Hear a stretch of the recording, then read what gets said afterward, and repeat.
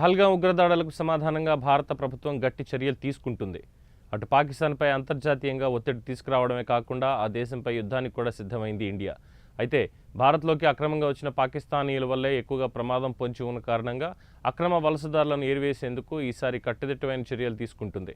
దీనిలో భాగంగానే ఇండియాలో ఉంటున్న పాకిస్తానీలు ఈ నెల 27న దేశం వదిలిపోవాలని హెచ్చరికలు జారీ చేసిందైతే వైద్య సేవల కోసం భారత్ వచ్చిన వారి కోసం 2 రోజుల గడువు పొడిగించింది.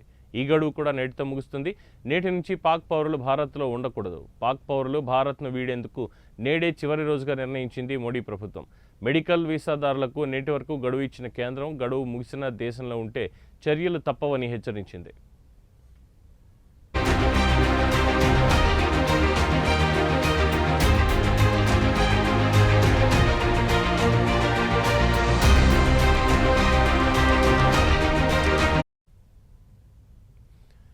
అలాగే తెలంగాణలోనూ పాకిస్తానీలపై పోలీసులు నిఘా పెంచారు. ప్రత్యేక టీంలను ఏర్పాటు చేసి వీసాలు పరిశీలిస్తున్నారు పోలీసులు.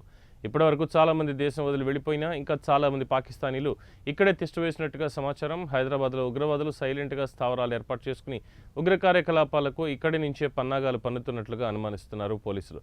దీంతో పాకిస్తానీలపై పోలీసులు ప్రత్యేక నిఘా ఉంచేందుకు ప్రయత్నిస్తున్నారు. ఎక్కడైనా పాకిస్తానీలు ఉంటే పోలీసులకి సమాచారం అందించాల్సిందిగా కోరారు.